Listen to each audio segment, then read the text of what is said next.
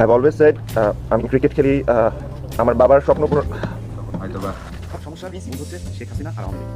কালকে তামিম ইকবাল সংবাদ সম্মেলনে তাকে আমি মানে একদম প্র্যাকটিক্যালি মুখোমুখি যেমন দেখেছি নানাভাবে আহত করেছে। এভাবে সরে যাওয়াটা কতটা ভালো হয়েছে আমি জানি না, কিন্তু আবার আরেক দিক দিয়ে যদি চিন্তা করেন যে হ্যাঁ আপনার যদি সিরিজ হারে তখন হয়তো বিসিবি সভাপতির সেই মানে প্রকাশ্যে প্রতিক্রিয়া, তারপর কোচের প্রসঙ্গে অনেক কথা বলা, আমরা সার্ফেসে যা দেখি আর কি, এটি হয়তো তামিমকে নানাভাবে আহত করেছে।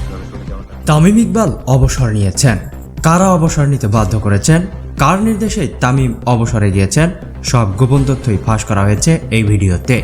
এর পেছনে আসলে দায়ী কারা? নির্বাচনে আওয়ামী লীগের বিপক্ষে যাওয়ায় এমনটা হয়েছে। তামিম ইকবাল রাজনৈতিক সহিংসতার শিকার হয়েছেন বলে অনেকেই মন্তব্য করেছেন। আসুন সকল গোপন তথ্যই ফাঁস করে দেব এই ভিডিওতে, তাই আসুন ভিডিওটি না টেনে শেষ পর্যন্ত দেখি।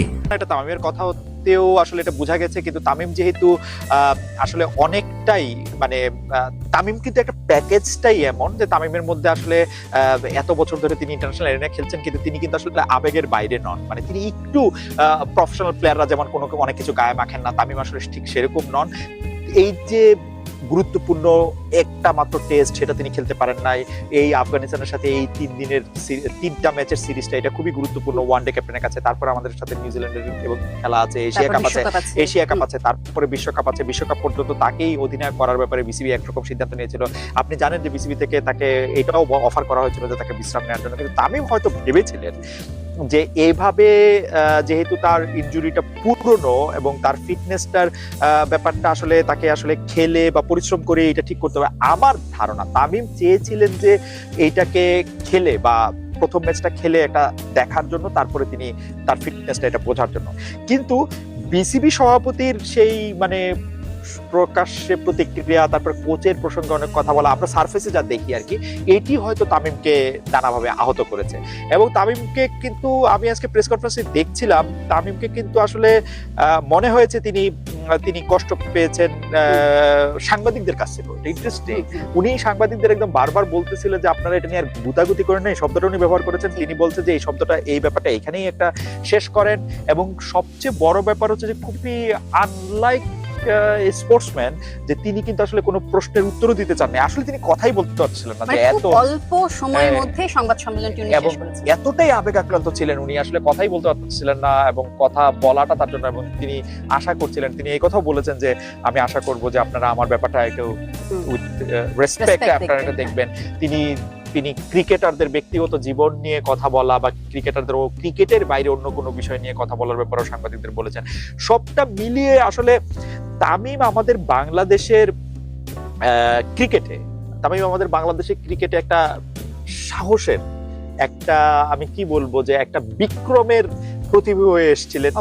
এবং বাংলাদেশের ক্রিকেটের অনেক কিছু প্রথমের সাথে তামিমের নামটি জড়িয়ে, বিশ্বকাপে ভারতকে হারানো, সবচেয়ে বেশি রান, তারপরে হচ্ছে যে আমাদের বড় বড় টেস্ট জয়গুলিতে, যেমন অস্ট্রেলিয়ার সাথে টেস্ট জয়, ইংল্যান্ডের সাথে টেস্ট জয়, আমাদের প্রথম টেস্ট জয়, এগুলি প্রত্যেকটার মধ্যে তার কোনোটাতে তিনি নায়ক, কোনোটার মধ্যে তার অবদানও হচ্ছে দারুণ অবদান তিনি রেখেছেন।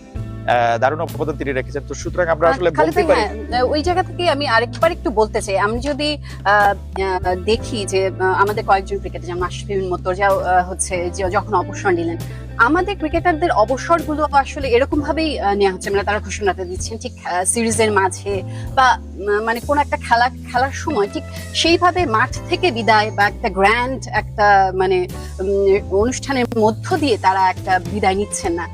এই ব্যাপারটা আসলে কেন আমাদের ক্রিকেটারদের মানে সাথে বা আমাদের ক্রিকেটের সঙ্গে বারবার ঘটছে? আপনাকে এইটা আসলে একটা কঠিন প্রশ্ন। প্রথমে যদি আশরাফি বিন Murtaza, I tried my best. I did try my best.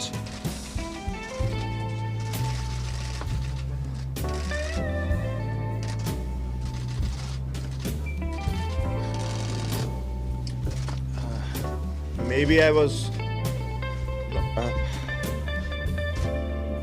not good enough or good enough, I don't know.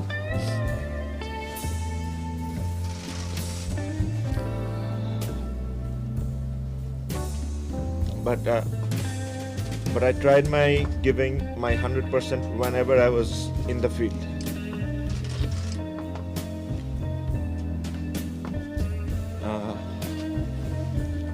There are a lot of other things আমি অনেক কিছু বলতে চাই আসলে, As you can see, I'm almost unable to speak.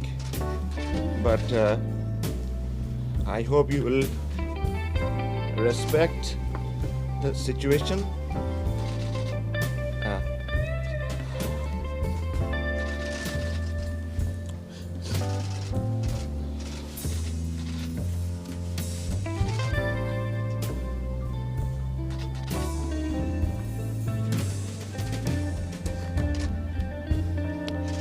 It's not an easy situation to speak. Basically, আমি এত বছর যখন খেলেছি and when I'm quitting international cricket, it's not easy. So I hope you understand. I'm sorry. এত short notice আপনাদেরকে ডাকা হয়েছে. I thank you all the media.